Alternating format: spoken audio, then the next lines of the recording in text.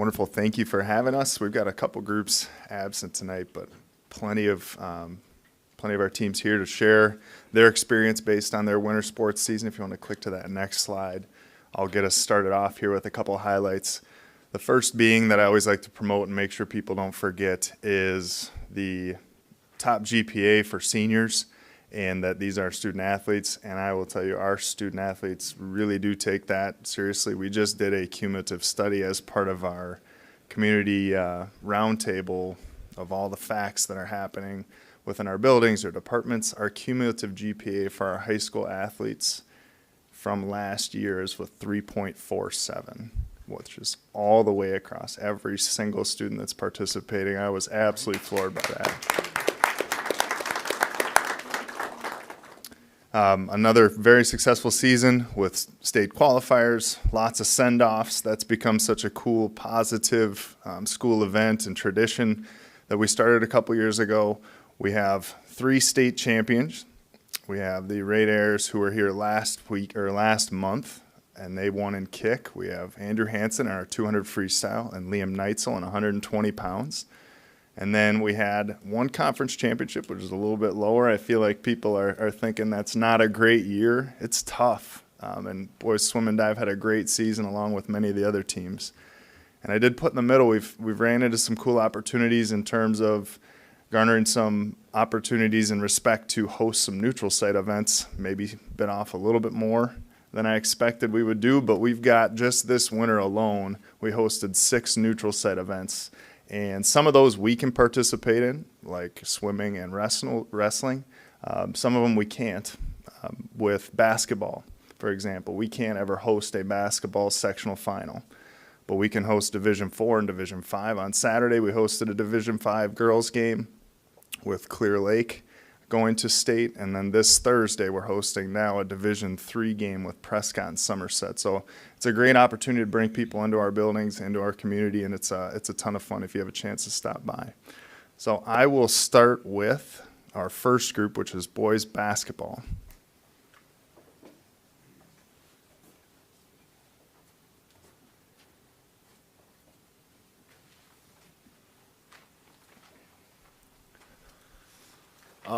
My name's Tyler, and I'm a junior.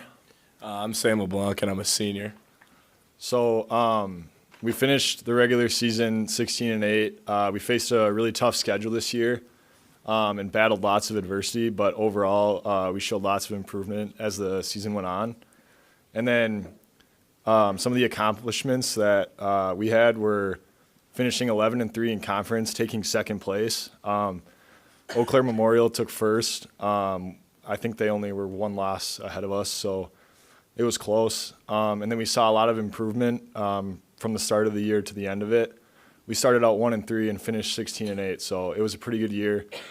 We had our playoff game last Friday. We ended up losing in the first round to a pretty good DC Everest team, but overall it was a pretty good season.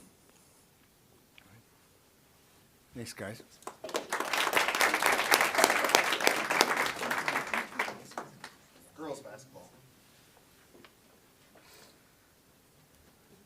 I'm Liv Grotehouse. I'm a senior.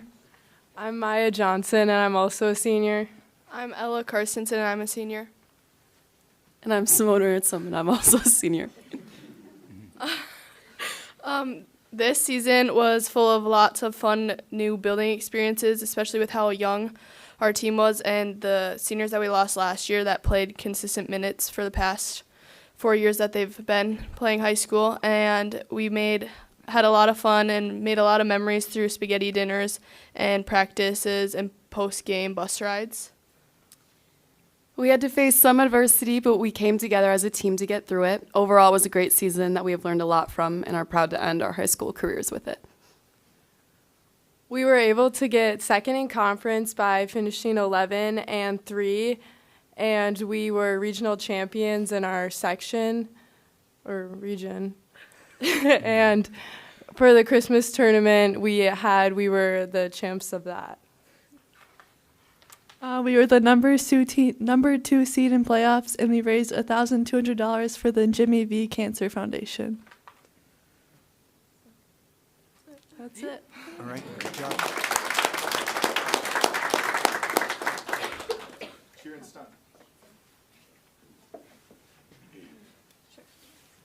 Hi, my name is Destiny Pedersen. I'm a current senior.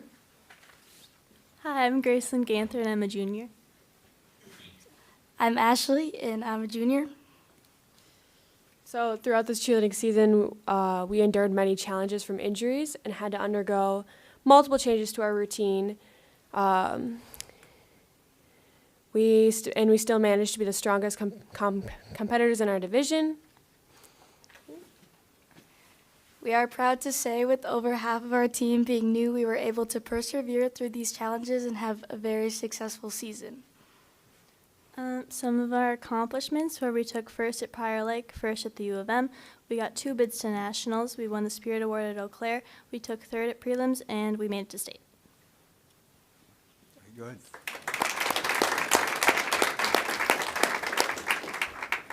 Gymnastics.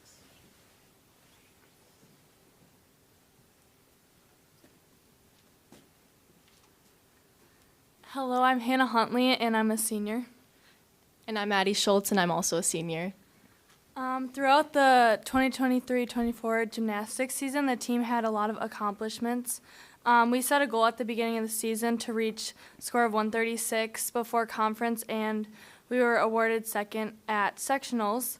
Our season ended with a trip to Wisconsin Rapids for state, where 14 of the gymnasts on our team competed at state, and then myself and Bree Johnson were also competed individually at state, and our team received 7th. All right, so some accomplishments this year. We had our cancer meet, which we raised $1,800 for the Rhinos Foundation. Also, we had a Jonesy's local fundraiser, which the money raised went to warm-ups as well as equipment. Conference, we finished 3rd overall. In sectionals, we got 2nd, so we were able to go to state for the 2024 season this year. So I feel really bad for the marching band. They've had a really busy season this year. Thank you. We're also very excited for the gym next year for our gymnasts, so thank you. And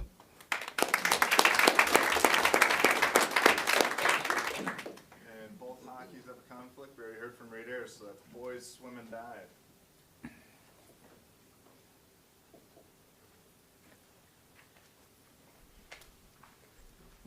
Hello, I'm Jarrett Mollis.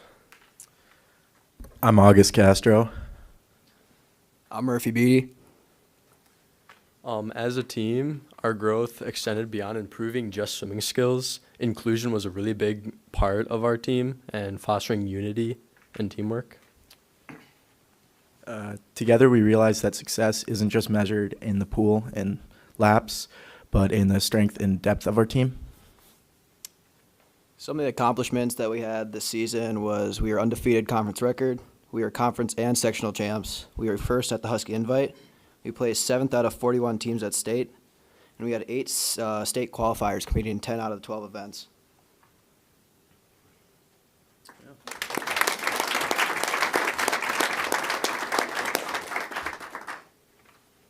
wrestling.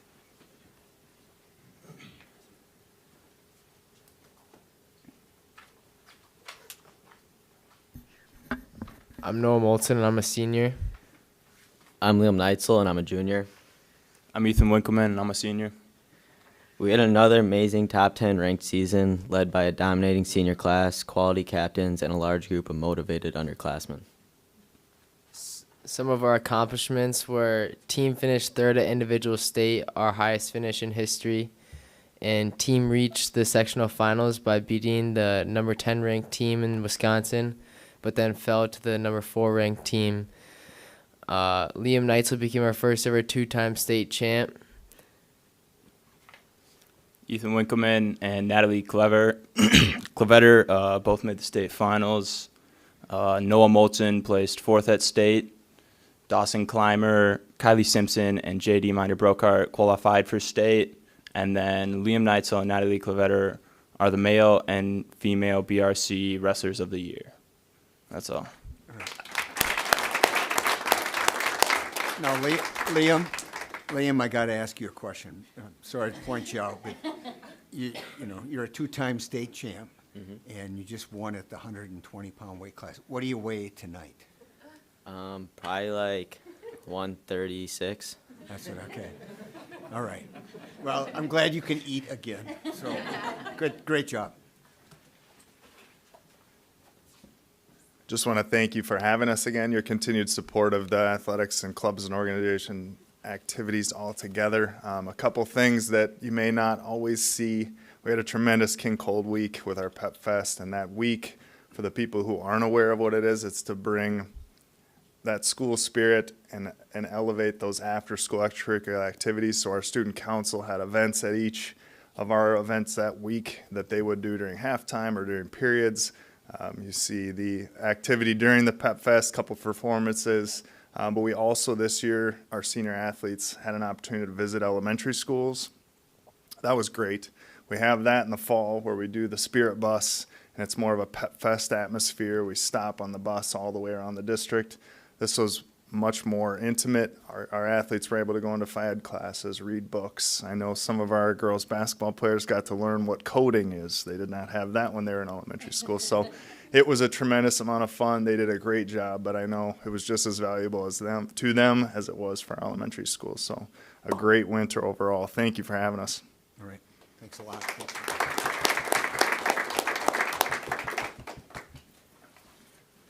All right. Moving on now, do we have any citizens request to speak? Going once, going twice, going three times? All right. I know we have lots of reports, so that's why we have a good crowd tonight. We'll start with coding. Turn it over to Dave. All right, thank you very much. And you're not going to ask me how much I weigh tonight, are you? I hope not. Thanks. No. Okay, good. That's good. So coding is an exciting topic, and we're really excited to talk about the fact that we have a core coding curriculum.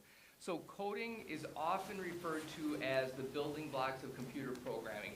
It teaches perseverance, it teaches computation skills, it teaches critical thinking, and a lot more. And on top of that, it's very fun. So looking forward to hearing from our teachers. Jen Lotzie's done a lot of work supporting this team, and they've done some amazing work for our kids. So with that, I'm going to turn it over to Jen.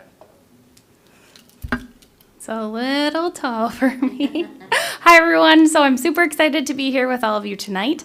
This is something that is certainly a sense of pride for me as I think about what makes Hudson so special. It's that we have a K-12 computer science, coding, digital citizenship scope and sequence per se, and courses for our students. So this is super cool. I'm really glad to share it with you.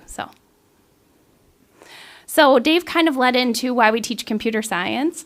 And as our friends behind me are going to talk about, they're going to talk about a lot of technical things, but they're also going to talk about some of those soft skills that really come from the idea of coding and computer science around problem solving and being able to pivot on a dime and those kinds of things that happen in real life and in code. So we are doing this because students really need career pathways. Computer science is a great field in that you can leave the school environment just getting your high school diploma and move into a field of computer science relatively easily, especially coming from the Hudson School District. Our students are going to be accessing all types of learning, including getting industry standard certifications, and we'll talk through that in just a minute. And here's the why. So there are 7.72 million unfilled estimated global jobs in the field of cybersecurity. So as we think about preparing our students for the life that they're going to lead outside of high school, this is huge. And it's not like these positions are, low-paying, low-wage jobs. These are high-paying jobs that will pay you to get trained in the field. You can go in at the entry level and within a very short period of time be a highly skilled, highly trained individual within that organization. And again, this is what the industry is telling us. According to 78% of decision makers, it's really hard to find certified people. And through our high school program, our students are leaving here with some of these industry standard certifications. And so like I mentioned, these are those skill gaps that we're seeing in the field of cybersecurity. You'll see right at the top is those soft skills. So being able to work with other people, communicate, collaborate, problem solve, work through an issue, lead through crisis. As we know, the computer science field is filled with crisis. If you can't connect to the internet, makes for a really hard day. Cloud computing, and then security controls. These statistics are changing very rapidly, but the thing that always seems to rise to the top are those soft skills. And they'll talk through that. So here's our general K-12 roadmap, and what this will really tell you is that in our K-5 environment, we're really focusing on introductory coding and digital citizenship, which I'll let Maddie talk through. At the middle level, really focusing on STEM, robotics, engineering, coding as well through the middle school. And then at the high school, we have really more of that like traditional computer science programming, computer programming, which Hallie will talk through. So, and then leading into our new course, Intro to Cybersecurity, that is new this year. And this is just kind of a good thing to know for you. So we're very fortunate in the state of Wisconsin that we have access to this funding. It's called Act 59 funding. And what that means is that our students, if they get industry standard certifications, there's a long list. You can access it if you like. But if they get those when they're here in high school, the school district actually gets funding back from the state to support continued programming around these core areas. So it's really exciting. We're trying to get as many students certified as we can, so then these programs can be self-sustaining, because as you can imagine, computers and hardware and software, that can certainly be expensive, and we want to try to support that continuation in any way we can. And then again, this is just our K-12 continuum, so you can kind of see like the foundation being that elementary digital citizenship, followed by coding, then heading into digital citizenship, coding, computer science, programming, and cybersecurity. All right, and I'm going to pass it to Maddie, who's here to represent our elementary program.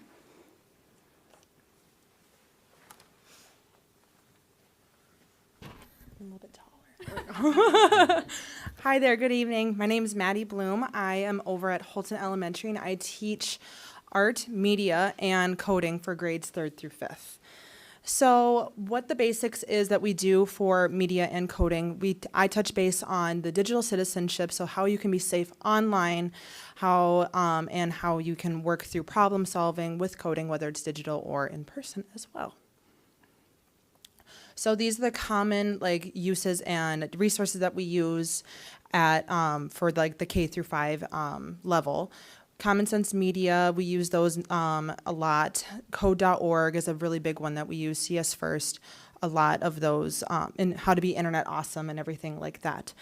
As for like kindergartners, like K through 2, we really focus more on modeling how things work, how things are connected, and kind of more through play, like through like robots and like B-bots, things like that. How like simple sequences can make like a robot move, or how to get one player to the end of like the actual like map of what they're getting to.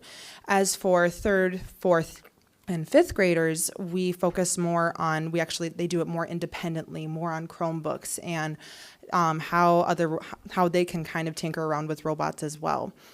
And yeah. I think just like also focusing on what you guys do with safety. Mhm. And so I think what the power of our elementary programming is that there's that hand in hand, right? We want to make sure that students have those technology skills to be highly effective when they're online, but also while staying safe. Yep. Yeah, and so like as for like the kindergartners, we focus more on like what a username and password is. How is that going to be useful as they go throughout their whole school career? 1st grade and 2nd grade, we focus on like what is safe to share online, what is not okay to share online. And then as 3rd graders, we kind of review that a little bit more and introduce how to make strong passwords, because you are going to be making accounts as you get older. 4th graders, we teach like everything that you do is tracked online. So we try to make sure like whatever you're posting, whatever you're clicking on, it is being tracked, and we want to make sure you're having a good digital footprint as well. And as they get into 5th grade, I tell them, you know, as you get older, you're going to be using social media more. You will probably run into maybe some cyberbullying, or how can you be an upstander? What would that look like in making the internet like a better place for everyone, especially as they're going into middle school? It can be a big deal. So yeah, that's what we do at the elementary level. Mr. President? Yes. I just wanted to say, Ms. Bloom, thank you. I hear a lot from my third grader about how she loves coding and art and all the things that you do at Holton for our kids. So thank you very much. Absolutely. It's a pleasure.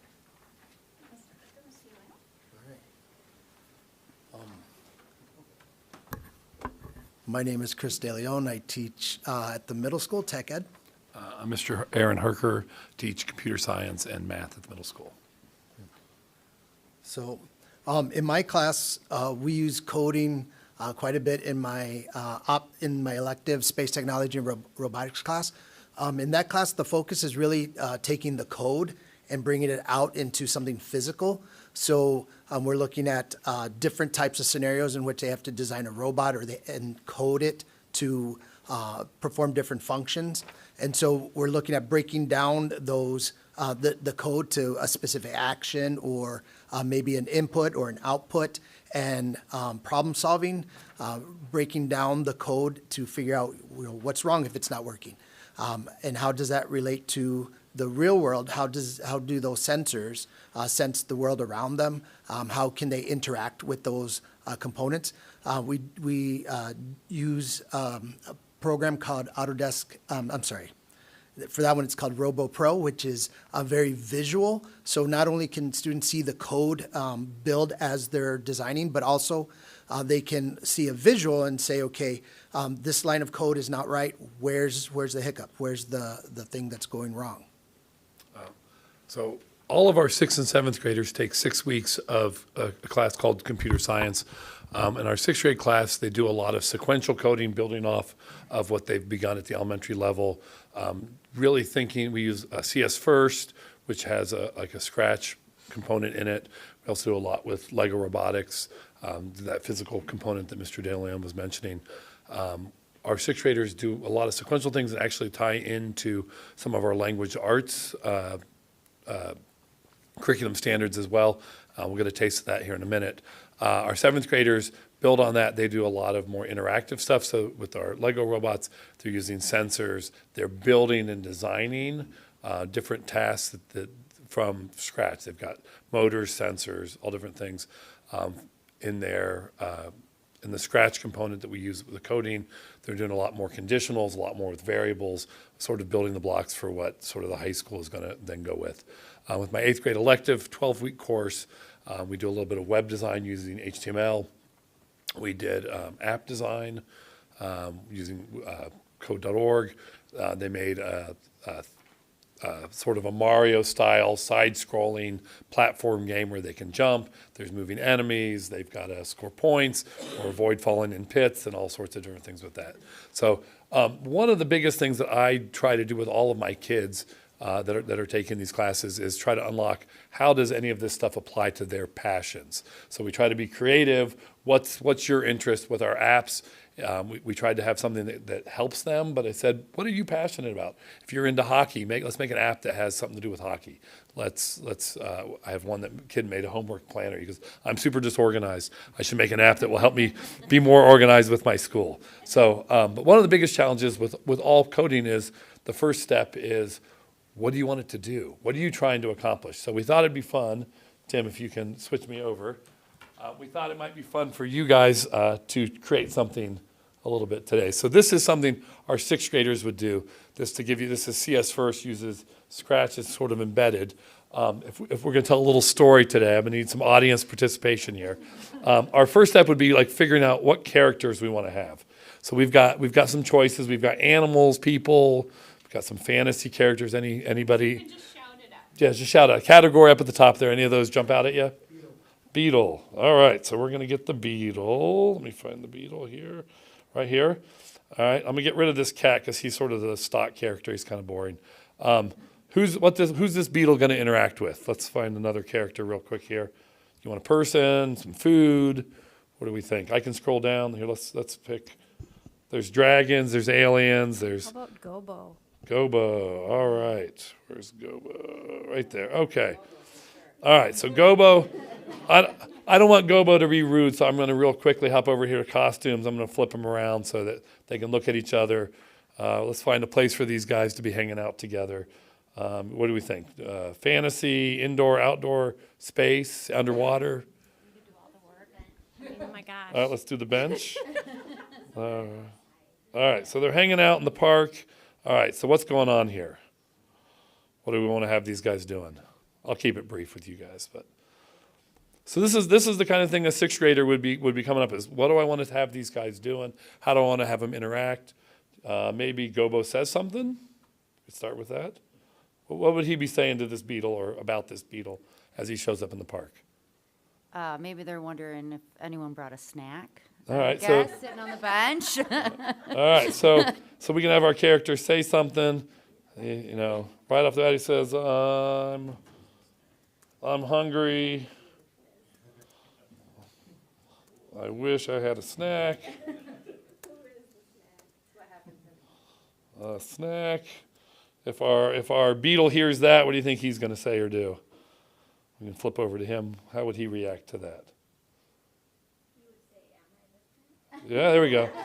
All right, so this is one of our first steps the kids have to learn is that if he just says, "Am I the snack?" right off the bat, we're going to have a problem here. I'll show you that. So, am I the snack is talking about sequential code and timing this out. If I hit go, they're talking at the same time. So the kids have to go, okay, how do I problem solve that? How can I get this character to wait? Is going to be our block that we're going to use here.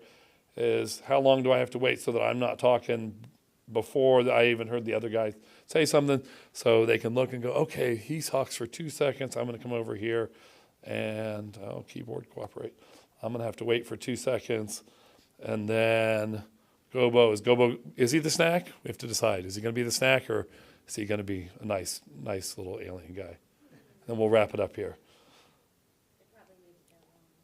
Okay, so I'm going to have Gobo wait for the beetle to stop talking, and maybe he can say, let's go get some ice cream or something. Ooh, pie. We can definitely do pie. Let's go get some pie. Oh, help if I could type today. Let's go get some pie. And maybe I say, okay, he's going to walk over there now. So I got to say at the beginning. So they've got a problem solve and say, okay, I got to go. I want him to start at that spot. So I need some code. Otherwise, he's not going to start there the next time. But then maybe they're going to walk over here together. So I can have him walk over there. And then I'm going to do two other things real quick. I'm going to say switch backdrop to the bench with the view at the beginning, but they're going to go somewhere else to get pies. So I need another backdrop here. Where do we think? Do we got a good backdrop for a pie store here somewhere? Oh, maybe this one? Yeah. All right, so once we get over there, we're going to switch backdrop to, oops, where'd that go? Got to get to Gobo here. We can switch our backdrop. So this is the kind of thing kids would do is they would think, they would do a lot of testing. They would say, that didn't quite work out the way I want, but now we show up, I'm hungry, I wish I had a snack. Am I the snack? Let's go get some pie. He's going to walk over there, and when he gets over there, we can then start a new scene. So, thank you.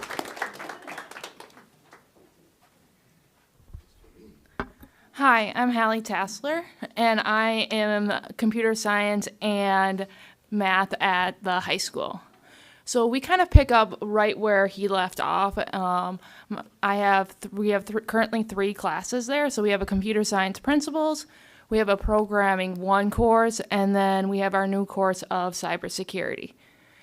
Now my programming 1, we start right there with that scratch. We recall how did we implement this and allow the students to visually see all of the different aspects. Now you just saw what we did. Now, this is what one of my students did, and that is just one aspect. As you saw before, he had the beetle and he had Gobo. This is just the code for Sprite 1, and then each one of those, so there's 7 different sprites down there. Each one of them has layers of code that they are implementing in.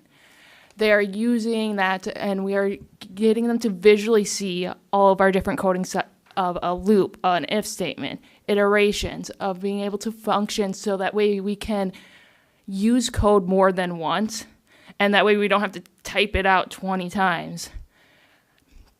So we start here, and then we take that block coding and we move it into where they are full on typing and everything. So this is another example where my students went and they made essentially the game of Hangman and everything. You can see to the side it has the output where they are guessing. So I guessed A and it worked. And then I guessed, and then I keep guessing, and then there's a couple that I didn't guess correctly, and it told me that I had a wrong guess. And as you can look here, like, you probably don't know what it's saying and everything.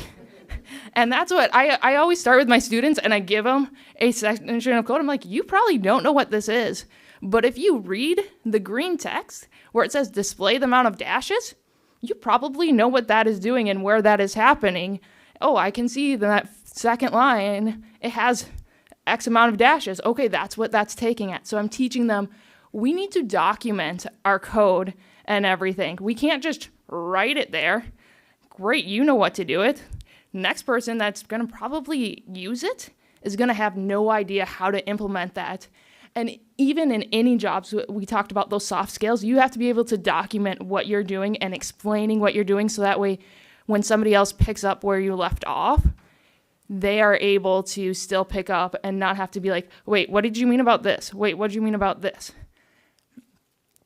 And then I have just another example here of just using that GUI interface. You might recognize this of like the text box pop up and everything. And instead of you typing it in, they are able to click on a button and have it be able to read. And based off of what they chose here, another box will pop up. So they're able to go here. This one you're able to see, like, my student went and wrote over 300 lines of code. I gave an assignment where I very open-ended and getting into what do you want to do? Like, you decide. I want you to show me these coding concepts, but I want you guys to create something that really is meaningful to you. And that person just took it and was writing it, and 300 lines of code is not, like, is impressive. Like, it's not a little amount of code that these students are writing and everything. So that's kind of where my Programming 1 class is, where we start with that scratch, we start with that block coding where they ended in middle school, and then we take it into them being able to actually write it in, and they're currently writing it in Java. And then my computer science principal class, this class, they get into a little bit of everything. So we start with coding, and we start coding in Python with this class that we will be continue to manipulate. And the reason why we use Java and coding and Python, they're still one of the main languages used in the industry and everything. Again, the students really take this and manipulate it. So, like this one, and you can, like, I can read up there, like, check to see if I lost. Okay, I can clearly see that that's going to do that code. They're documenting that aspect of it. This one, they were able to use the keyboard presses, so up, down, right, left, and they were able to make the snake game and everything.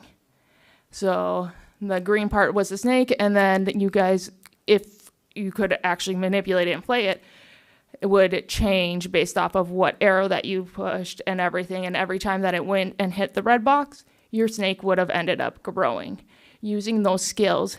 And these students are using all those problem-solving skills of, oh, that didn't work. What do I need to do? Oh, it's saying that I have an error on this code. Where is this looking at? How do I fix this and everything? Another example was a student made like almost that old school Crossy Road game where the chicken would cross the road, and if you got hit, like it had to go back to the start and everything, and incorporating different levels again. And this one here was a group project, so I had 3 or 4 people working together, coming up with an idea and being like, okay, how do I manipulate this? How do I get it to do what I want to do? It's how do we work together so that way we can produce one final product? And they wrote over 700 lines of code throughout this process and everything. So we really start there, but then we get into so much more with that class.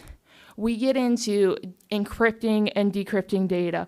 We talk about internet safety. We talk about internet protocols. We talk about how does the internet actually work and everything. We take a look at analyzing data. How can we take a big concept of data and make meaning of it through code? So we'll do stuff with spreadsheets, but then we'll bring it back into Python and be like, how can what we've learned about coding actually make this so that way we can analyze data and look at this stuff. And then we have a new class this year, which is Intro to Cybersecurity. And we have 3 big aspects in this class. It starts with that personal security. So going back to where we started in elementary and everything, of we have to make sure that we are secure online in what we do and know about, like, kids know, like, we need to make a strong password. But do you know why? Do you know the implications? Do you know how they are able to, like, take a look at that? And then just the firewalls and just all that personal security of that. So they're used to having Chromebooks, but eventually they're probably going to get their own laptop.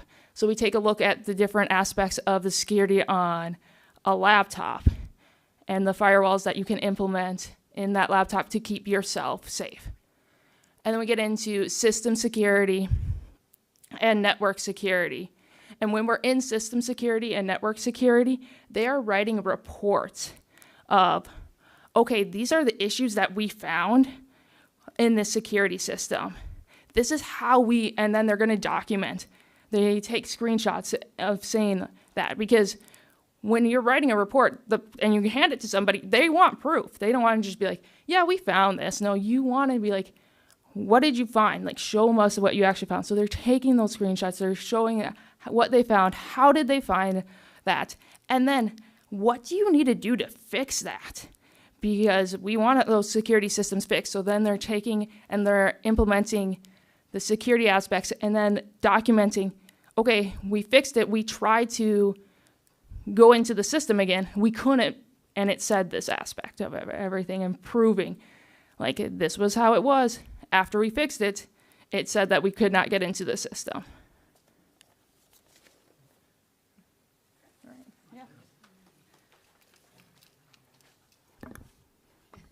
So we're not going to go through this last section. This is just more as of a resource for all of you, talking through all of the standards that we really focus on throughout most of these courses, some of the additional resources, just things that are out there for you, course descriptions as well. So that's coding and computer science in K-12 at Hudson. And one quick thing, when we talk about the concept of student engagement, it's something we've mentioned quite a bit.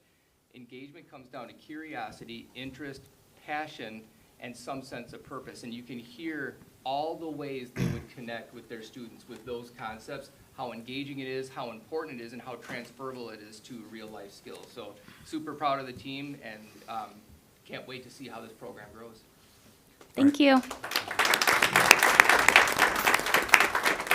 Rob, did you have a comment or a question? Yeah, I had a question for high school, maybe even Jen. So with the cybersecurity, when a student gets something correct, do they get Swedish fish? No.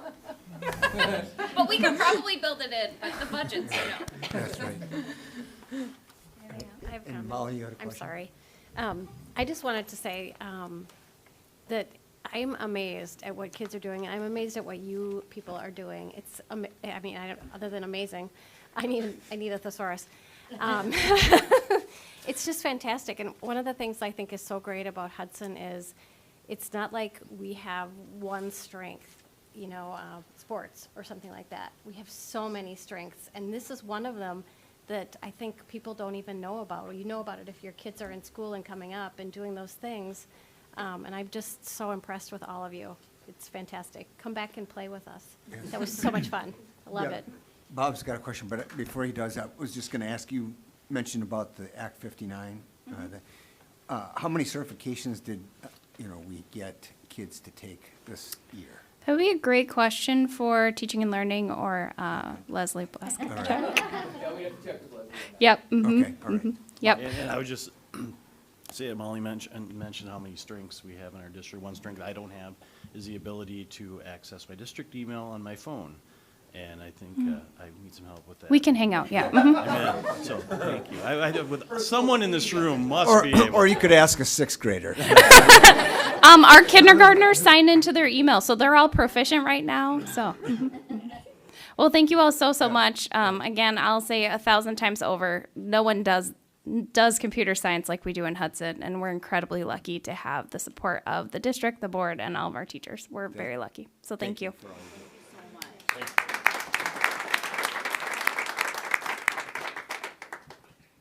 Bob, don't take it to heart, because I was one that was real quiet when he was doing the sixth grade coding thing. I didn't want to be, not as smart as a sixth grader. So, all right.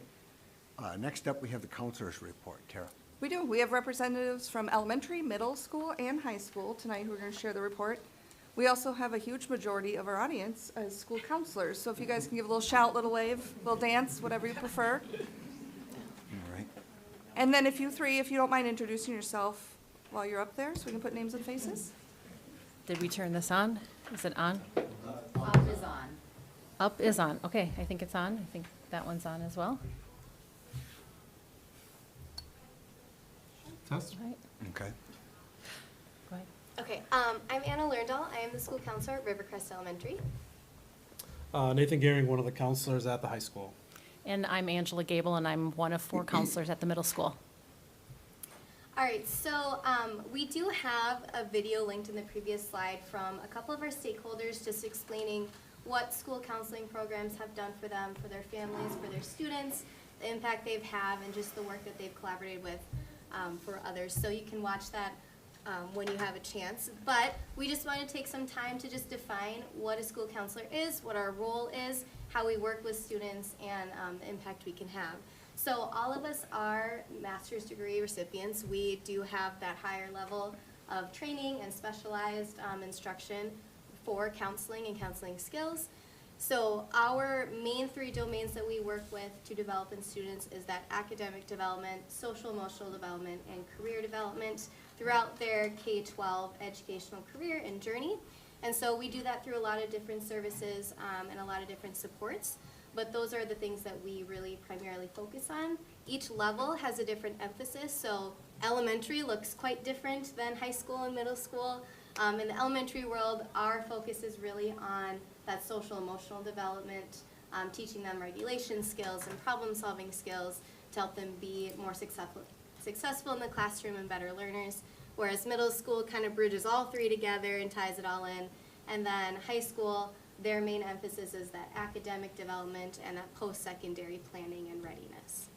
And we do have a slide that will show, capture a little bit more about what we do at each of our levels. But in terms of the national model that we follow is the American School Counselor Association model, and it is the model that the state of Wisconsin also has counselors follow across the state. There are 4 themes within the ASCA model, which is leadership, advocacy, collaboration, and systemic change.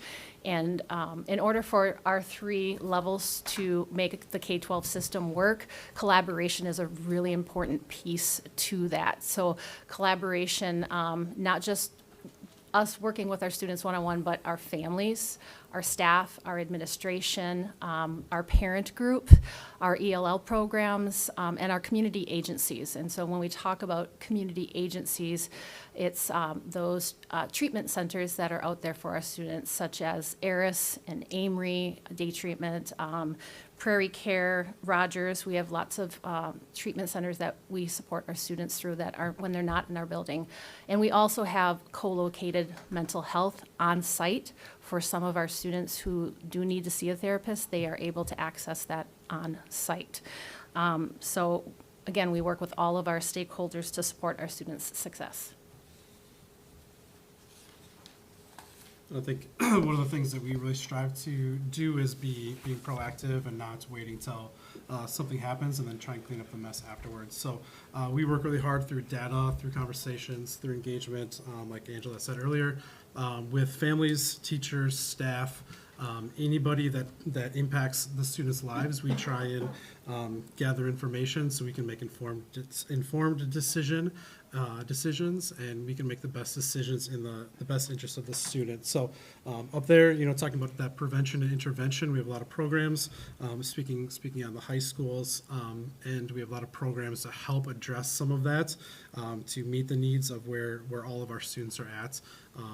Every student in our building, we take a lot of pride in meeting with and connecting with and making contacts with and building plans. So they're as successful as they possibly can be.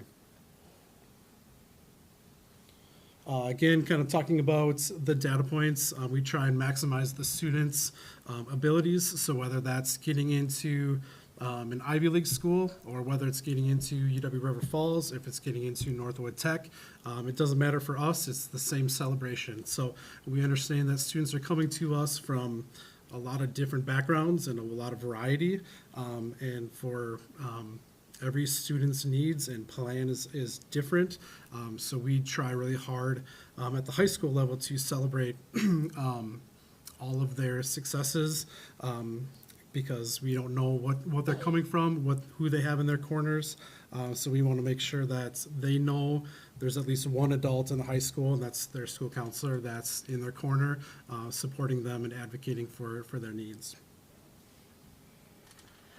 This slide has a lot of information, and you may not be able to read it from where you're sitting, but I do understand that you have access to this slideshow so you can get a better look at it.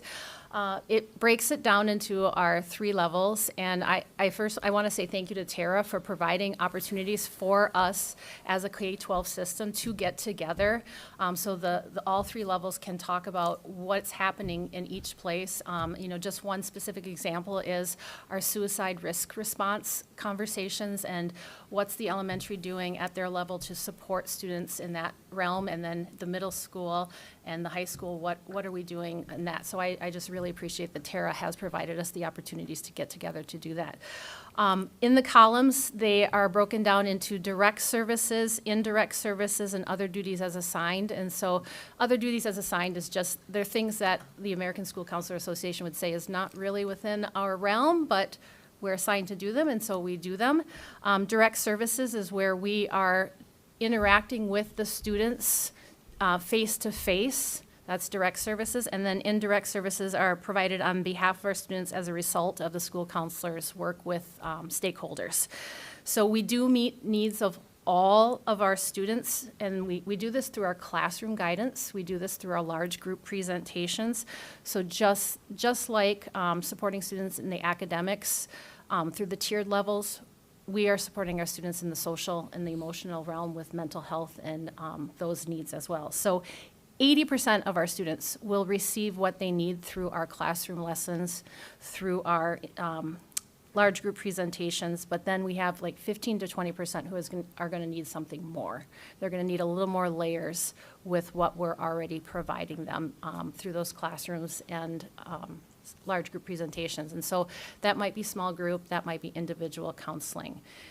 So I think it's one thing that's important is that while not all of our students receive individual counseling, all of our students have been informed of and have access to a counselor.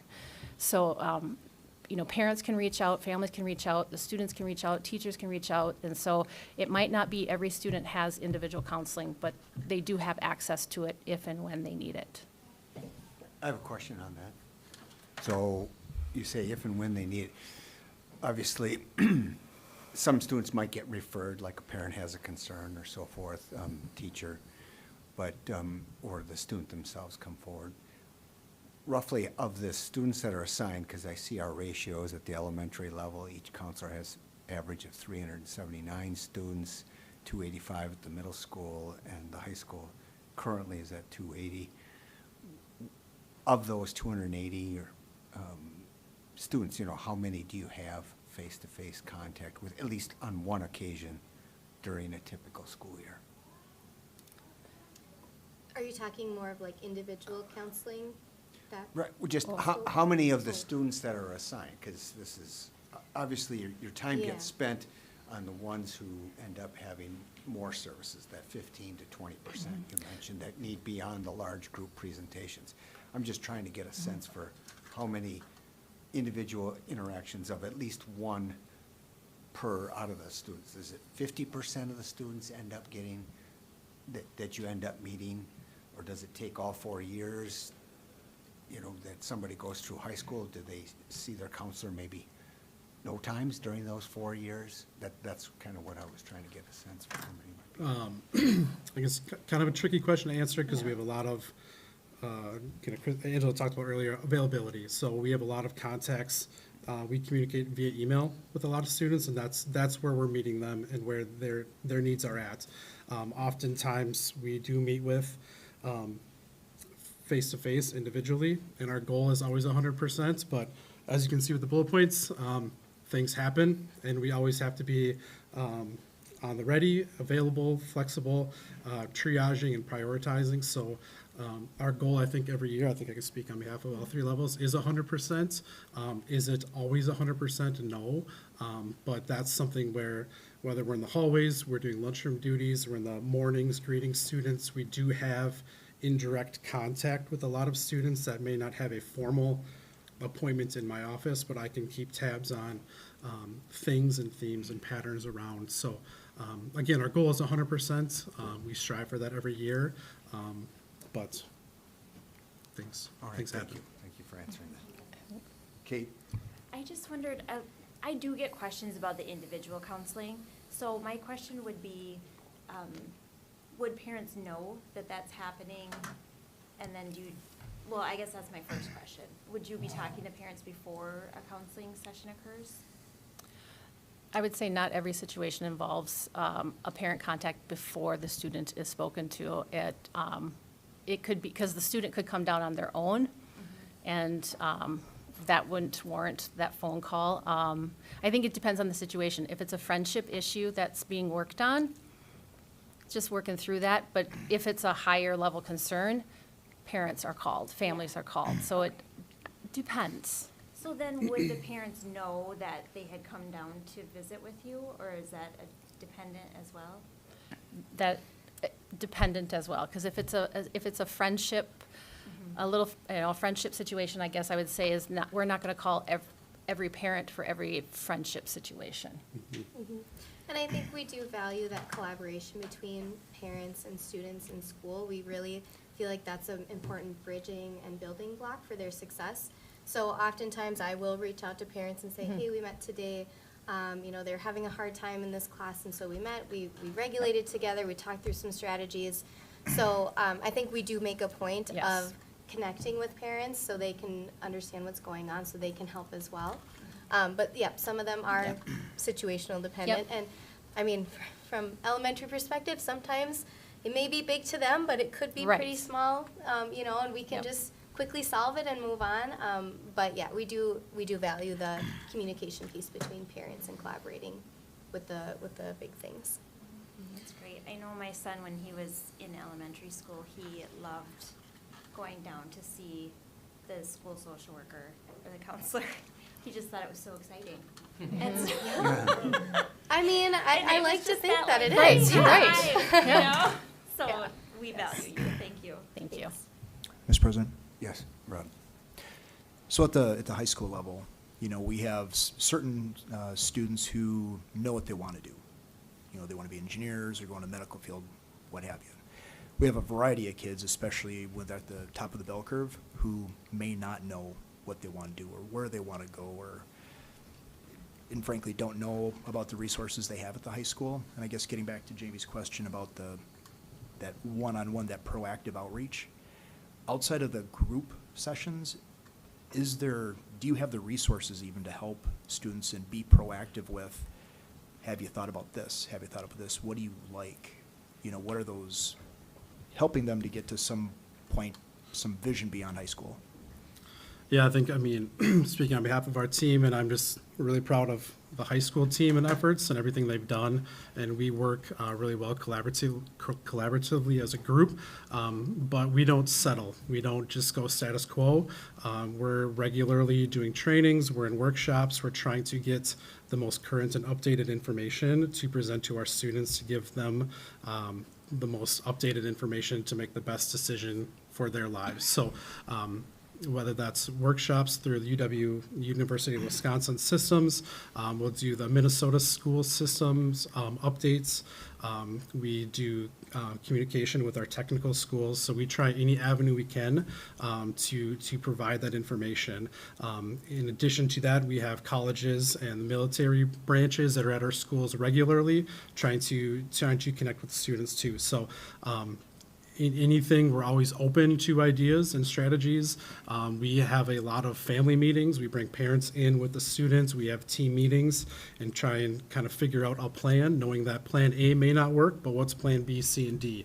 And it's ultimately up to the student at this stage to make the best decision. As much as mom or dad or us, once you make the decision, ultimately it's the student's future. So that's something we really try to provide all that current information so they have everything at their fingertips. Not only us, we work collaboratively with our high school teachers as well through advisory. We have Zello, which through academic and career planning, and we're really trying to gain momentum with that program too, so students are able to explore and save and do interest inventories, check out schools, check out majors and programs to see what all is out there and see what's, how that fits into their skill sets. Mr. President? I just want to say thank you to all of you for all that you do. And the font is so small, I almost can't read it because that's how much you do. So thank you for what you do for our kids and our community every day. And then for high school counselors, I'm just wondering, I feel for you with the bungled rollout of the FAFSA this year as kids are trying to apply for college. How's that going? It's going. Yeah. Yeah, it's going. So we get a lot of hurry up and waits, and Yeah. hopefully we're starting to get some clarity now to be able to move forward. But yeah, we're at the mercy at a lot of higher ups and waiting for that information to come down to us so that we can get that information out. Well, thank you for holding in there. I'm sure you're getting a lot of questions from parents and students as they wait to hear. Mr. President? And so Dave and he was helping me. And so 8th grade and 11th grade, it sounds like the one-on-ones are coming back. So that's we're working on, we have a team working on the academic career plan, and one of the things that we're looking at is how we can increase the connections with individual students and counselors and also advisors. So still a work in progress, but definitely something we're working on. And that's something that's sort of shared between student services and teaching and learning. That's an active process underway. Yes. And I'm noticing the ratio in the high school changing and being outside of the recommendations. Maybe we'll take a closer look at that in the future perhaps then, just where we fit with other districts in our community with that. I have a question about that. I think, didn't we change, we're now have a social worker at the high school? Is that correct? Is that why? We are adding official social worker. Okay. I kind of have a question and a comment, and this is kind of hard because you guys do a ton, and from what you're doing here is amazing. And to ask to do something more feels a little bit like, don't you see what we're doing? We see what you're doing, for sure. And we're so grateful. These are our kids. So we're super grateful. I know that I might have had a child who took up a lot of time at the high school, a counselor. So we're super grateful for all of that. But I feel very strongly, somehow we have to figure out how to connect to the kids who maybe are kind of lost. And I know you guys feel that. How do we do that? Is that more boots on the ground as far as counselors? And I know that primarily your job is really to make kids career community society ready. That's not the right word, but you do a lot of other things. You have so many hats. But how do we connect with kids to make sure we're not missing? The ends take up a lot. The middle gets lost. So it's not a criticism. It's just like, how do we help you? I know at the high school, we talk about that almost every day. We meet weekly as a team. We meet weekly as an administration team. Going from 6 to 5, the ratio is getting quite a bit bigger. We're stretched thinner. The projects, the bullet points don't go away. Those tasks still have to be completed. So we're just stretched thinner. So, how do we do that? I mean, we're open to ideas, and again, we do the best we can. All of our decision-making from our team is student-centered, not the convenience of the adult. So it's our sacrifices to make all of our students in our building feel comfortable and confident, and empower them. And again, do we want to hit 100%? 100, absolutely. And how do we do that, knowing all of that work still has to get done? ACT, pre-ACT is coming up. I think last year we tested grades 9, 10, and 11. So we coordinated over 80 classrooms of students testing. So just putting some of that numbers, I mean, it's a lot, and it's hard when that has to take priority over a student appointment because the state testing has to get done. So that's. I think there's continued work with our advisory programs and what we can do there to help students feel connected through our advisory programs. We do have a My Sabers assessment that we have students complete, which allows them to self-identify areas that might be hitting on what you're talking about, the internalizers that are harder to see. And we are in I think, our 3rd or 4th year of having that resource, and our own growth and making that better and using that better. So I would say that is another area, is our My Sabers assessment. And one thing my school does from the elementary perspective is we do these things called minute meetings. They're super quick, super short, but we just ask the kids, who are 2 adults that you feel really care for you? Because it's one thing for their perception, but then to have the numbers to back it up. And then we ask, how safe do you feel at school? And so that helps, it's just another piece of data that helps guide us with kids that maybe are falling through the cracks a little bit or that sort of thing. And so last year we had 98% of kids say that they could name 2 adults, and so we thought that was a really great number. We do it every year, and it just really helps us be intentional with how we're interacting with students, what we're providing for them, how their needs are getting met. So that's something that we continue to do each year, and I know other elementaries do that as well. Mr. President? Yes. I'm not sure if this is a question for Tara, Dr. Willett, or both of you, but could you explain a little bit more about what our social workers do in our schools versus our counselors? And I know there's some overlap, but. There's definitely some overlap. I think for a big purpose tonight, a lot of what the social workers do is with attendance and barriers students have to accessing school or things that they need while they're at school. So those barriers breaking down would be a big piece. You guys probably have a better answer than I do. And with the 2 part-time social workers in middle and high school, with our attendance, they spend a good majority of their time on attendance. And then our social worker at the elementary is all 6 buildings, so take that times 6. Also shout out to all 3 of them at school, or at Social Worker Month, so thank you to Alyssa, Chelsea, and Julie. They're not here, but just want to make sure we can get that in. Any other comments or questions? Do you have anything more for your report? We started jumping in with questions. No. No, we appreciate the questions. Right, yes. We just have one more slide for you to take if you wanted to look a little bit deeper as far as what school counselors do. And with Ask, our national affiliation, just gives a little bit more guts to what we were talking about tonight.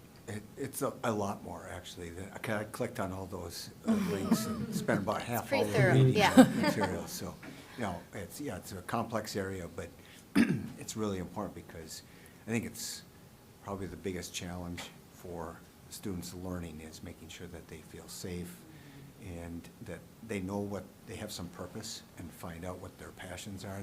A lot of them need guidance in that regard, so we really appreciate the work that our counselors do. So thank you. Thank you. Thank you. Thank you.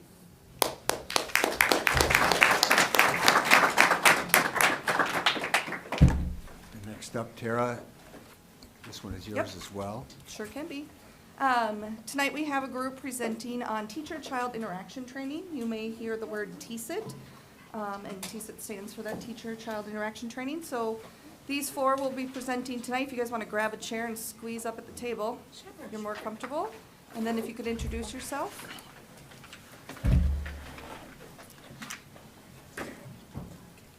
I'm Leah Wahlberg. I actually teach kindergarten full-time at Willow River. Allison Slusher, I teach first grade full-time at Willow River. Kirsten Talentino, I teach special education at EP Rock. I'm Jamie Bout. I'm the school psychologist at the middle school. And then we have two other coaches as well, Bethany Budson, who's special ed at Hudson Prairie, and then Melissa S. Canyon, who's early childhood 4K school psychologist, but they couldn't be here tonight. We could really talk to you about this for 4 hours, but we know that you don't have all that much time. So buckle up.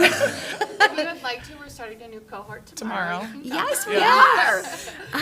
So really what we want to just kind of go over for you, TCIT is something that we feel very passionate about, and we have this group of teachers that we've been training and coaching, and we just want all of you to know about it too, and we have some goals set for our program and our group.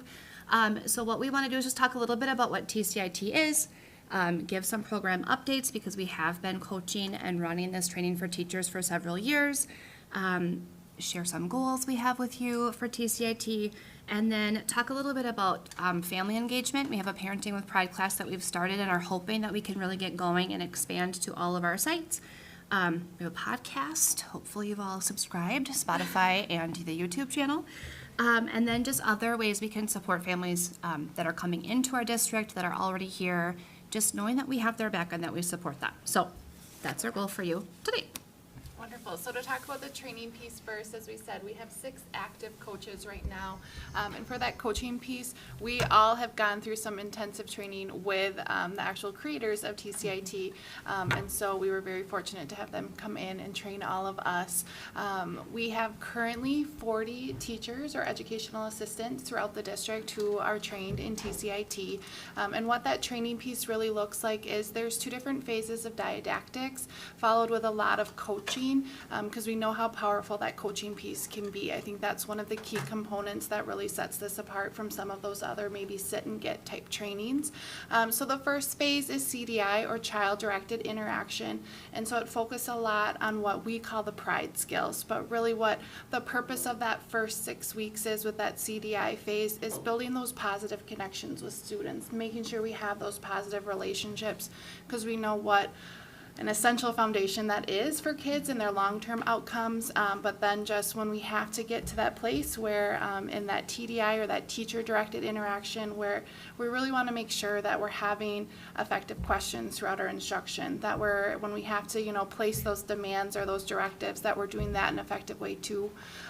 When we do those didactics piece, that first part with CDI, it's followed then, they get training on one day, we do our first kind of coaching session in between, and then they come back for a follow-up day on Thursday, and then we do weekly coaching with them. So we have a weekly touch base point with them where we're going into their classrooms.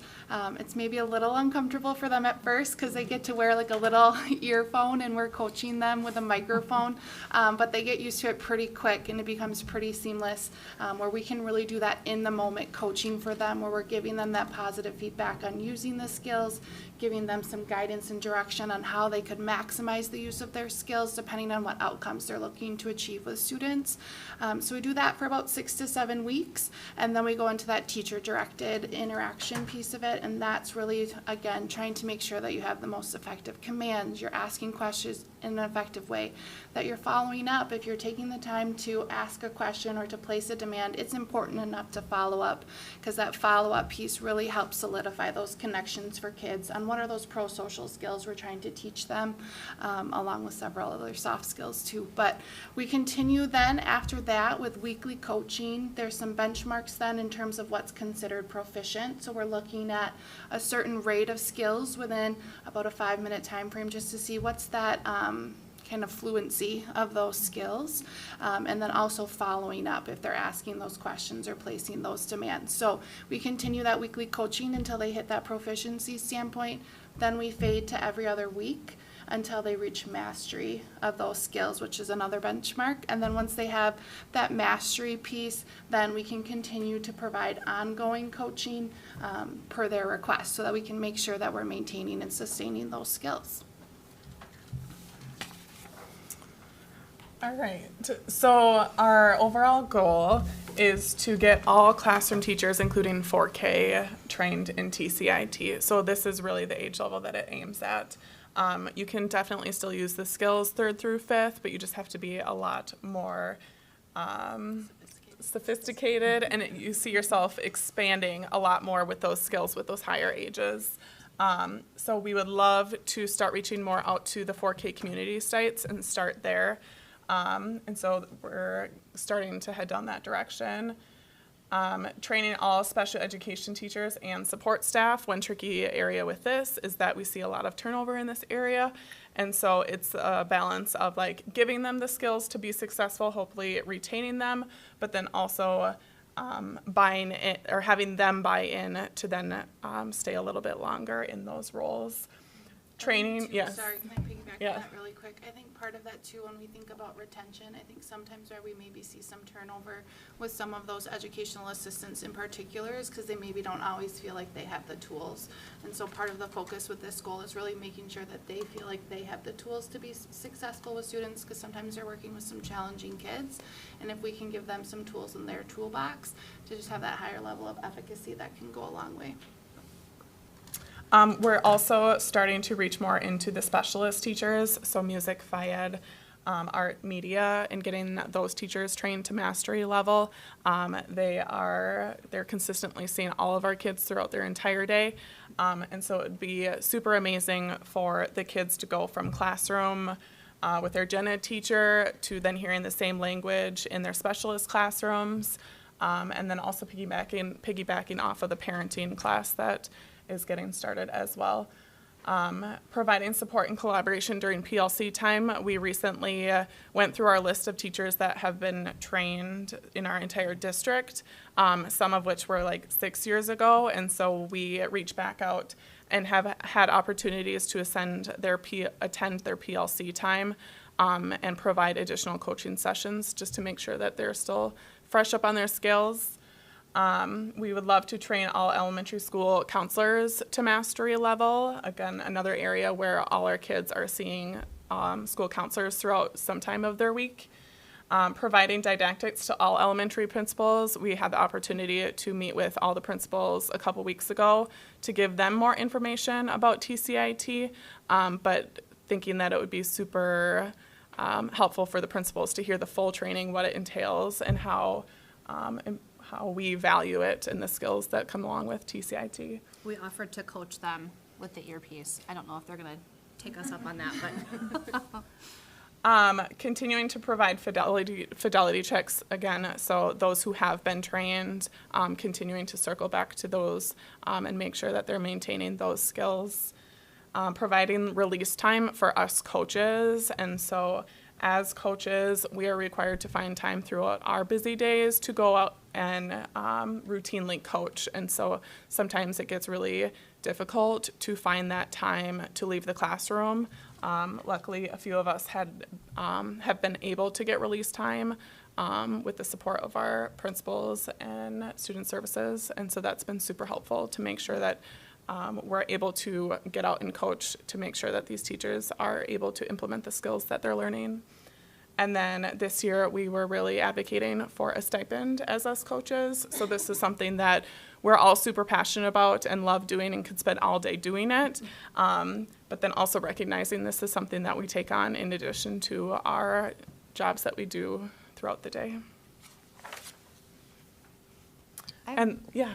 Mr. President, this is probably obvious, but when you say release time, it's someone coming into your classroom or covering some of your other work for you? Correct. Okay. Yes. Yeah, there's a lot of times right now, so I have a little bit more flexibility in my day as a school psychologist, but these guys, in terms of having their instructional load throughout the day, they typically are giving up their prep time to go and coach. So they're not necessarily doing their classroom prep piece, they're maybe doing that at home or in the evening, so. And then we just touched base with some of our teachers and pulled data on the impact for teachers and students that TCIT has on them. And so there's just a couple quotes from previous teachers that have been trained. And then before a cohort starts, we take data that is the DESA. I don't remember the acronym. But essentially it gathers behavior rating skills that the teacher fills out before participating in the cohort. And so they pick 2 students to really be intentional with their skills on, and then they'll rate them at the end of the training as well. And then we can see the difference that it's had as far as the child's behavior. And the one at the top of that last slide was one of our school counselors at North Hudson, and she's somebody that I coach, and she had approached me with this and just said, I have this student who I've been meeting with. I thought for sure I'd be meeting with him all year long. He was on check-in, check-out, which is our Tier 2 behavior intervention district-wide, and he's no longer on check-in, check-out. So just, she was attributing a lot of that to her acquisition of these skills and being able to use them and feel really confident with them, with having that frequent coaching and just a lot of check-ins with our team. And so I think that that's a really valuable piece of information up at the top, especially when you think about these kids who do require that Tier 2 level of intervention and support. This really does set the groundwork and helps build that relationship between their teachers in the whole building, not just their classroom teacher too.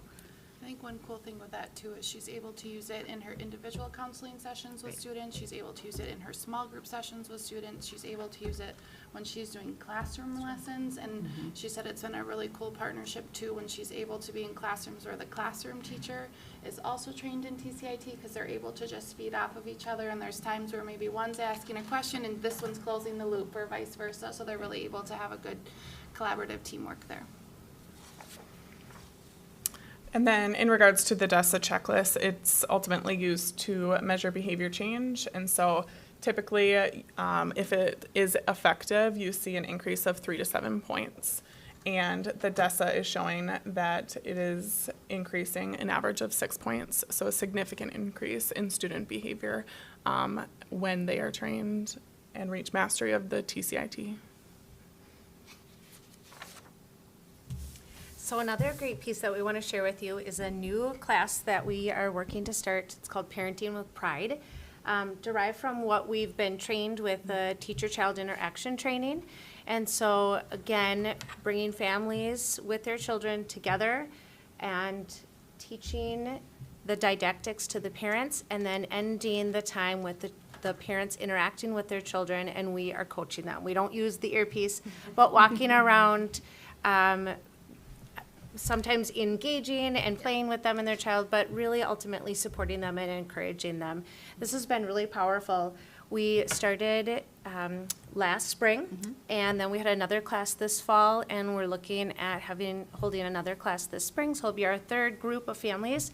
Ultimately, we would love to see this grow so that we are doing this fall and spring at every elementary school. We are taking about, 6 or 7 families is about all we can take. So really, that's not a lot of families when you think about how big our district is. So getting the word out, the family pays $10 and they come for 6 weeks. We feed them. We provide childcare during the didactic part for the parents. So we really feel like we've hit all the areas they can come, they can get a meal, everything's taken care of for them, and the learning is really, really powerful. We had 6 families last spring, another 6 this fall, and right now we have about 4 registered so far, so hoping to fill that up. 5, we have 5. Oh, we have 5, woo! We follow very similar outlines. It's 6 weeks. We've broken it out very similar to what we do with the TCIT, starting with the CDI skills, the child-directed interactions, and then building on it through there. We found that really a lot of families are willing to share and even support each other within this class too. So not only is there learning happening, but a really great community feeling is built too between the families and the parents. And TCIT in general, it is based off of PCIT, so parent-child interaction training, which has a lot of research behind it. And so it's a really nice, natural kind of segue to being able to integrate this piece to it. The part that the kids and parents do at the end, where we have gone around and done that, we've given pride skills to the parents for giving pride skills to their child. It's called Special Time, and if you, there's like an NPR article about Special Time. Special Time comes from that parent-child interaction therapy. I mean, we are not therapists, and we're not giving that therapy to families, but we've taken what we've done as teachers and given parents an opportunity to really just spend that uninterrupted time with their child to practice these skills. We've gotten a lot of really great feedback about it. Families have tried to use the pride skills every day. We always check in when they come back every week. How's it going? Have you tried something new? Have you noticed any changes in your household? Really, we want the idea to be that things and transitions can be calm, even though it doesn't feel like it all the time. You can let your child lead play, and it can still be engaging and meaningful to you. And so we have had a lot of parents with a lot of positive feedback for us, which we're grateful for. And they have seen, a lot of positive results. I think one thing we'd like to do is be able to provide some follow-up for families. One of the questions that Leah and I have gotten both times that we've done the class so far is just, gosh, I wish we could have a follow-up class or a follow-up lesson like after 10 or 12 weeks, just to get a refresher. And I think that being able to continue this and being able to keep building those relationships would really be helpful for that too. We encourage the families then, once they leave us, to continue doing Special Time. When they're in the class, we say, try it a few times a week. And so it's really a natural progression for them to build in that playtime where you're using those skills, so that then when we need to give our child a command, that connection is there, that relationship is built, and then they're used to that language, and they know what your expectations are. So it's been amazing. Allison and I talk about how we are not experts in this, but we are parents for quite a long time now, and have our own stories to share and our own situations from the classroom too, and how this language has been so powerful in our classrooms as well. I was just wondering if some of the parent or families that you've worked on this with, is there, like you had said, if they continue on with using those tools, are there online tools that they could be shared with them? Or I know this is kind of a, one bit. We send them we have like a packet of slides with the information on it. One of the last sessions that we have with the parent, so it's like child-directed skills, interaction skills, and then parent-directed instead of teacher, like at school. We have like a when-then sequence for a timeout, for example, or how you can manage consequences in your home. Really, it gives the idea of like, when this happens, I know what to do next, but we haven't yet been able to have time to develop anything that we can have for families that they can look up and have, but that would be something that we would like to do next. We definitely try to give them things they can take away. Right. Even one said, okay, I'm gonna put this on my refrigerator. That way Grandma and Grandpa can see it too. I'm not being mean here. This is what I've said, we do try to give them handouts and papers that they can walk away with.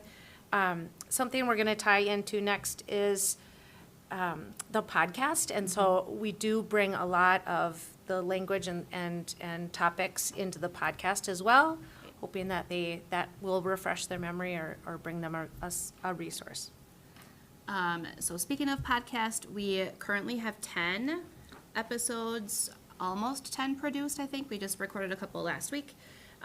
They're on the Hudson Connections YouTube page and then Spotify. So share with all your friends, tell all your friends about it. We really try hard to think of a variety of content. So one of the first episodes we had was getting ready for back to school. How can we make that transition easier for our whole family, not just our kids, but parents too? It's hard for us to come back to school as well. We have had the high school counselor, middle school counselor, elementary school counselor. The last couple we did were with 4K, Heather Sundberg from 4K. We have her coming to join us for our Parenting with Pride class this spring, adding in her positive solutions for families or for parents. Just giving it another opportunity. I'm trying to think of what else we've. There are 10. There's, yeah. But we'd like to, Hormones. Oh, That was hormones, a great that was one. a good one. Yes. Hormones and growing up was a good one. Parent-teacher conferences, I mean, that time goes by so fast when we're together with families in front of them at a table, and so how to get the most out of that experience. Really just trying to open the door for families to get as much information about a variety of topics as we can. The transition to middle school, I think, was one. Yep, middle school, and then to high school. Gosh, we should have printed the list. Yep. Okay. Next time. I think Next it time. might be linked. It might be, yes, I think it is linked in the next slide. So what we said before, our ultimate goal really is for Parenting with Pride is to expand this to all of our sites. Right now, it's just at Willow, and like Leah said, it's really hard to get more than 6 families just because there's 2 of us at one time, and it is a lot of interacting, and we want to provide that instant feedback and answer any questions parents might have at the same time. And just knowing it might be more comfortable to come to your own school site as well. We'd like to be able to include all of our coaches and all of our buildings in that class. And then, again, provide ongoing support for parents who have attended our class. We always share our email address and phone numbers at the end. No one's reached out to us that way yet, but they're always welcome to do that. And then just to continue, to took your slide, your name is on this one. I'm great. This is great. I'm not even smiling. And then we hope to continue to record 2-ish podcasts per month. Yes. Oh, great job. We have a whole list, and we are Whole open if you list. have any ideas for podcast topics, let us know. Send them our way. Mr. President, I thank you so much for this presentation and for all that you're doing with teachers and families. And I'm going to start listening to the podcast. I haven't got on them yet, but you're really going above and beyond, and I'm very thankful for all that you're doing. Thank you. Yeah, I really like reading the reviews and having teachers say that this, increased their skills 100%. So that's good to get that kind of buy-in to something like that. It definitely helps the kids stay regulated, but as adults too, that are in the classroom all day, it definitely is a tool that we use to keep ourselves regulated too. Through those frustrating times, it definitely helps. Just set the stone, creates more predictability and routine for the kids too. They're like, if I do this, then this happens. So it's a great tool for everybody. Yeah, I think as we have that predictability, you get that sense of safety, especially for those trauma kids, is really important. I just had a quick question, because you kind of were talking about a lot of the 4K in second grade, and then the questions change from 3 to 5. Is this something, just because it wasn't clear to me entirely, that you're doing at the middle school too, or no? At this point, we focus, so the bulk of the research that they have at this point is really that early childhood up to second grade is really where there's the strongest research in it. Karen Budd and Dave Stern, who created this, they have been working with some schools, and they work with District 916 in Minnesota, and so they have started to work with some schools at the middle school level. There isn't as much research yet.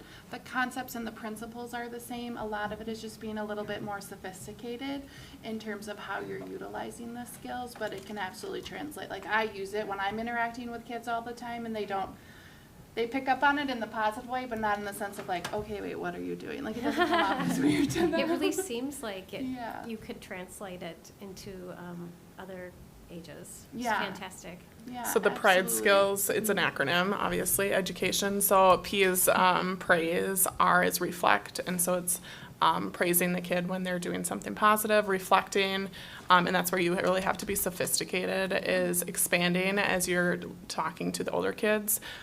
So if the child says, I drew a house, you're like, a house. Like, it's really being intentional, like, I'm listening to you and I'm connecting. Imitate is the I, D is describe, so you're describing what the child is doing, and then E is simply enjoying. So if you're doing all those things, then you're more than likely enjoying your time together. Yes, Kate. I just want to probably end it with, I can tell how excited you guys are about this, and it's so fun to see. It makes me excited about it, and I can only imagine the kids and the parents feel the same way, so kudos to you. It's Thank you. really Thank you. We also have T-shirts. We just didn't, we didn't wear them, but we do have T-shirts. We didn't want to scare you. That would maybe come on a little bit strong. presentation without Leah singing, so we're doing pretty good. That's great. Thank you. Yeah, thanks for having you. us.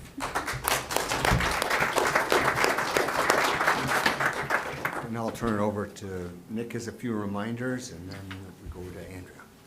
All right, just a couple of quick reminders. The school board election is coming up April 2nd. I believe there are 5 candidates on the ballot. Just a reminder that it is coming up April 2nd. There are no referendums for us on the ballot, but the county is running a referendum. I don't think there are any contested races at city level. And I'm not even sure if there's in our area any contested races at the township. There's 2 on the county board, one in North Hudson and one in the city. All right. So just a heads up reminder. St. Joe board has a contested race. So we'll see how that goes. And then community conversation update.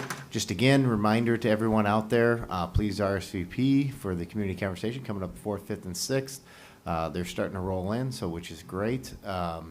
And we'll continue to kind of push to try to get a nice cross-section of folks from our community to give us feedback and to really dialogue about what the district can continue to do and the direction we need to head as a school district. So great opportunity coming up. Just want to continue to plug that, and information about it is on our website. It went out, should be in mailboxes today or tomorrow with our district newsletter. We'll have an article in the newspaper after spring break. So really trying to get as many people as we can to be a part of that conversation.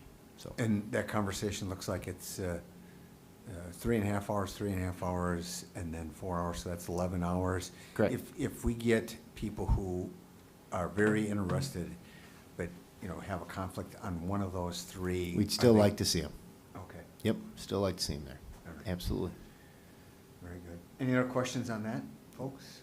Otherwise, then we turn it over to Andrea and the Wellness Challenge update. Yes, because we are in the final week of our Wellness Challenge, and so do have visuals. So our theme this year was Ignite Your Health, Body, Mind, and Spirit, and we had a lot of different activities. This was for that family fun night, which was really well attended, and many of you came, and that was fantastic, and it's definitely an event that staff ask for year over year. And then if we go down to the next one, Tim. It's more what we focused, keep going. This was the calendar of events for the month. It was the kickoff. We had an Ignite bingo card that all staff were able to check off little boxes to participate in different activities related to wellness. Then week 2, we started the physical challenge, the body challenge, where every week we had the first week being 30 minutes of physical activity. Then we had a new activity, and then we had water consumption, and it was a building-based competition. We had thousands of entries, which was really fantastic. We were really excited about the level of participation because this was all new this year, a new approach to our wellness challenge. Then we had week 3, which was an exercising your mind. Really well received. We had hundreds of entries for those challenges as well, and Sarah Jameson in my office worked really hard to come up with some really challenging contests. There was a crossword puzzle in particular that people were objecting to because there was a couple hard ones. But it was fun, and I think we did like a play on words, we did brain teasers, so looking at that. And then this last week we started the spirit competition, or the spirit celebration, I guess, and one of them is the Laugh at Work Challenge, where we had over 100 people submit jokes or memes that we're going to kind of put together in a little book. And this week is the finale, and if you want to go to the next page. Also, if you'd like to participate in this as board members, please feel free. What this is for the Spirit Challenge is finding the awe in the everyday life. And so looking at something that you can celebrate, some moment that inspires awe and inspires reflection and wonder. So we already have a lot of entries for this week, and that'll go through a spring break. And then everybody who enters this last contest gets a prize. We do lots of prizes, lots of celebrations, and we'll be announcing at the end of this week who won the building-based competition. But it was pretty close. So it was a fun challenge, and staff have enjoyed it, and we'll take their feedback after we complete this and modify it for next year too. So is this Spirit Challenge something we need to reply to an email or? You can. I bet Tim can forward you the email that I sent out today, and then you'll have access to the Google link at the bottom.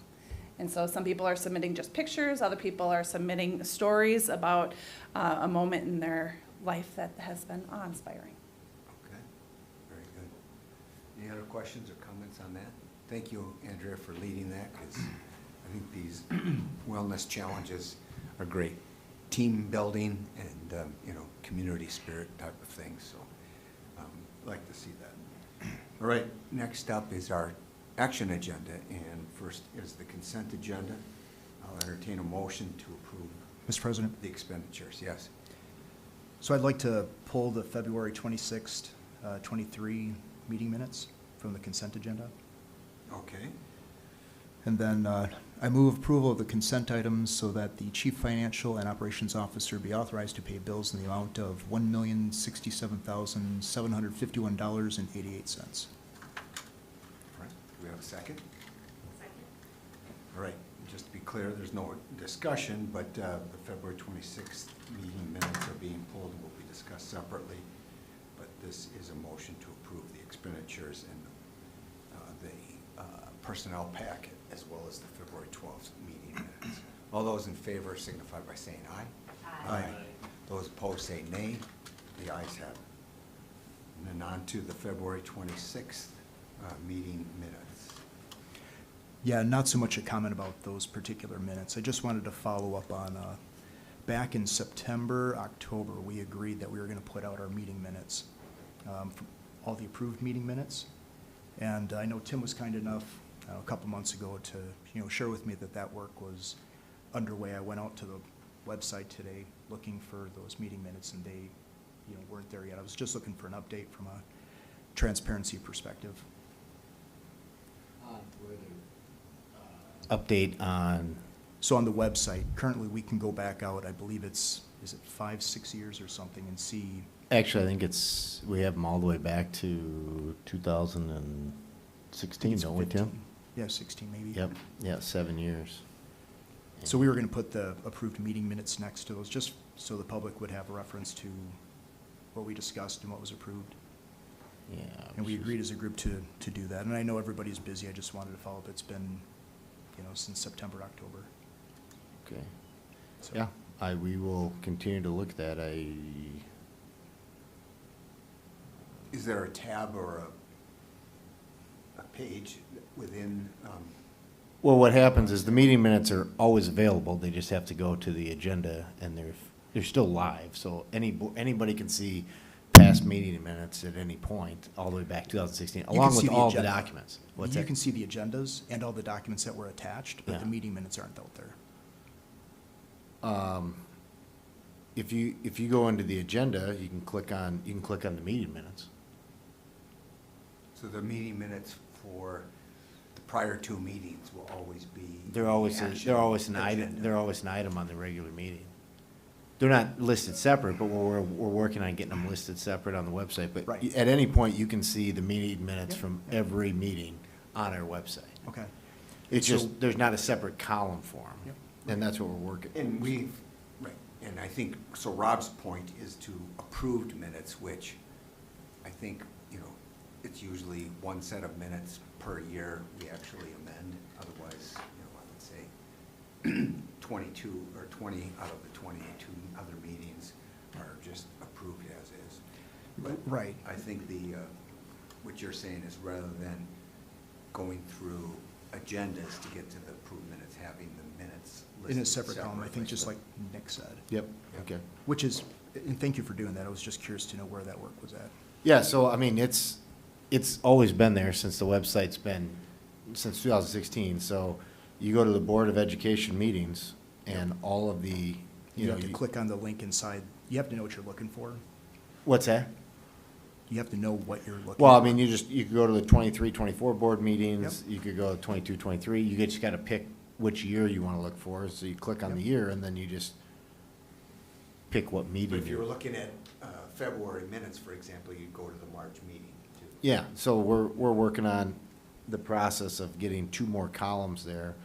So you you can go have- to the meeting minute, for instance, the February 26th meeting, you have the agenda and all the content that's linked to it. And what you're saying is, to the right of that, there'll be a separate link just for the approved meeting minutes. Yes. Perfect. Do you know the We're timing just, on that? it's a big undertaking considering we have 7 years of these things, and Yep. so, yeah, we'll continue to work on, I mean, it's an item on the list, it just hasn't been real high because all of those documents are currently on the website, it's just you have to go one click deeper than having it right next to it. Well, and to Jamie's point, to find,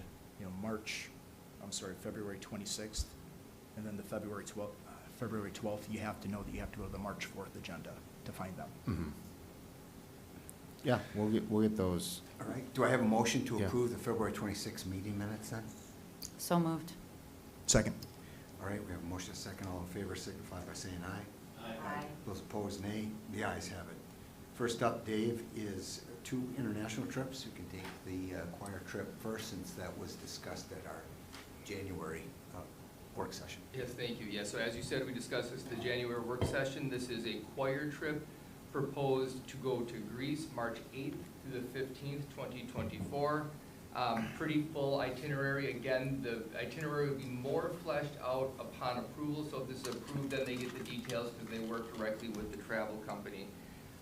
They do already have planned a theater workshop, a visit and singing at a local orphanage, and then the final performance, and also some cultural experiences for the kids, small cruise of the island, and then a lot of daily activities. So estimated cost is $3,400 to $3,500, and there is an insurance option, which we always include with international trips. So if there's a need to cancel, there's an opportunity to recoup that money. We make sure that that's always there. This was quoted at a 75% reimbursement or refund, but then there's always that option for additional insurance for that 100% refund for any reason. Obviously, it's a little more costly. We took a look at the State Department status for travel precautions. They were at level 1 for that. We do keep an eye on that because that can change, obviously. Level 1 is good. Level 1 is good, yes. There's 4 levels. Level 1 is the least concerning. And Kate asked about any layovers, and we did check for potential layovers where they likely would be. Once we know specific travel arrangements, we'd obviously make those specific plans as well. And so I know there was quite a range of number of students that might participate. It says minimum is 45, maximum is 150. And do they generally take that? I mean, obviously you're filling more than one plane if I get 150, but do they try to get them so they're flying on the same day when you have to have multiple Yeah, flights? typically it's been one plane flying together. We don't, because we have to have chaperones on the flights as well, so we wouldn't have them just booking their own flights. It's all together as a group. Okay. Thanks for clarifying that. Any other questions or comments for this? I think this spurred about a half-hour discussion at our January work session. I mean, frankly, the board asked a lot of questions, regarding the 2 things that are most foremost is safety and, how inclusive is this if it's something that's going to cost $3,500 per child. But in the end, I mean, I think where we landed as a board was that we don't want to deny some students the opportunity to do this just because it's not necessarily affordable for all. We do have fundraisers and so forth and encourage people to do it, but I think, again, it's a fairly safe option in this regard. It's not Eastern Europe or some other places which would be potentially more dangerous, the cost is going to be the cost, but hopefully we got students that are able to make it even if they have to work hard for it. Mr. President? Yes. Related to the cost, and I might get this wrong, so, but we also talked about what would a trip in the U.S. cost, and I think you said you guys had looked at New York and the cost wasn't much different? Yeah, there's about a $500 difference. Now, that's specific to the trip they planned, what they were looking at, but yeah, they had 2 proposals. One was to New York, one was to Greece. They preferred the Greece, but they did price them out. Because really, when it comes down to it, the difference is the flight. Because if you're still in a hotel, you're still eating, you're still doing all those things, the difference really comes down to flight, as far as cost. All right. Otherwise, any other comments or questions on that? All right, you're just looking for approval of the administration recommendation to approve. That is correct. So moved. Second. Bob got there just before you. All right, we got a motion and a second. All those in favor signify by saying aye. Aye. Aye. Those opposed say nay. The ayes have it. So that's the Greece trip. Now we have a second opportunity, and that's the German-American Partnership. Not the first year for this program. No, it's been an ongoing program, quite successful. Fun to present these together because they're very different. The choir trip is more of a tour-based experience, focused obviously on singing. It's 1 week. There are no family stays. There are more cultural experiences that are as a large group, so they do their things together. The German-American Partnership Program is one where there's an exchange, and there's considerable amount of time that is as a family stay. In terms of language development, immersive programs have proven to be the most effective way to enhance language skills, and this is obviously an immersion program. It takes place, the partnership is through a school in Frankfurt. That's the same school that we partnered with for quite a while. Looking at about 16 to 20 students is the estimate. Cost for this is about $3,000. Dates June 22nd to July 7th, so a little longer time frame that allows for that meaningful family experience as well. Although there are interesting tours and so forth, they want to make sure that the kids have a well-rounded cultural experience and leave with some lifelong lessons. State Department status for this was level 2, which is the second lowest. It's increased caution. We keep an eye on that. That is actually, that increased caution matches what the worldwide caution is, which actually applies to the United States as well. But that will, again, keep an eye on that right up until the travel date. Typically what we have done is if it's level 1 or 2, we would consider that trip. If it's level 3 and 4, we would not recommend to go. Obviously, we wouldn't recommend 4. But that is a quick overview of the German-American Partnership Program. Mr. President? Yes, Rob. And so I guess I'm just asking for the sake of asking, the $3,000 didn't note the additional insurance? That will also be required here as well? There will, yes, that's a requirement for any of our overnight international stays. Okay, That thank you. There's the option for a full reimbursement insurance. Okay. Lesson learned. Yeah, Yeah. seriously, I lived that one. Yep. So, move to approve? All right, we have a motion. Second. Kate got it. Megan, you just. All right, we have a motion, a second. All those in favor signify by saying aye. Aye. Those opposed, nay. All right, the German trip is approved for, this is, again, the summer of 2025. So all of these are a year in advance, plenty of time for people to book things. Next up is Bonnie, the facility rental fees. Sure, so Facilities and Grounds did a review of the facility rental fees. Attached was a proposal that was reviewed at the work session. So we typically, historically, have gotten between $150,000 to $200,000 in revenue annually. And that money is to offset, facility costs, so we can do the great things that we saw tonight. There was a recommendation that the board did review. This morning, we did receive a inquiry from the basketball program about their fees. We are not recommending any changes to the hourly fees, but they brought some concerns. It appears that they had some documents in there that they presented to the board and to Aaron Mullen in 2022. I'm not sure, I wasn't here at that time, about discussion of waiving their fees or reducing their fees for youth basketball. It does not look like it appeared to happen at that time, but I don't know the history because I just got that this morning. So. This would be priority 2 groups? Correct. So the question would be is, one, do we approve what was recommended for this year? And we spend time meeting with all the groups to, see if there's some areas that we need to tweak. One of the reasons we want to get those fees out is those people are starting their programming. They are trying to build their budgets, so we want to give them, the recommendations of the board. Like I said, the current fees did not change for that group. 2, we could table it And we could try to go to talk to that group, but I feel like if we talk to that group, we don't talk to all the other groups, then the other groups might be concerned. Is it better to take a look at all groups over the next year, because that's a big process of users that we have. So wanted to bring attention that we did receive an email and an inquiry, but again, that was this morning. So the recommendation would be what is presented today, but again, you know, if you would like me to, you know, work with those groups, we can definitely do that as well. Mr. President? Okay, so we're talking about the first three. It would be the varsity gym, the large gym, and the small gyms? It's actually the whole, if you click on that, it would be the whole document. So if you keep going down, it's the fees for all the facilities in the district.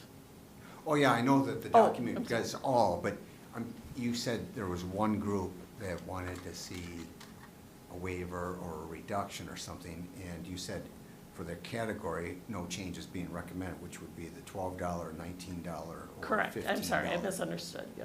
Yeah, so there's no changes there. I was just curious why the varsity gym is less than the other large gyms. That's per court.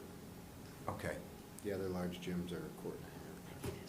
okay. And so the varsity gym, you take that 12 times 4 or times? 3. 3, okay, it's 3 in 1, got it. Thank you for clarifying that. Megan, did you have a question on these? Well, I was just going to respond to Bonnie, you know, the note you made about these organizations need to build their budget, and it would feel unfair to talk with one group and not others. Since we're recommending no change, I feel like we should move forward and think about if discussion should be had in the future. I mean, I'm definitely open. I'm new to this, so learning this, I think it would be good for me to get a better understanding of everything. I just think that with the amount of users we have in this district, to handpick one group and make an exception, it seems maybe not the most wise decision. That, Right. you know, taking your time, and if we're gonna restructure, let's restructure and take our time and do it right. Right.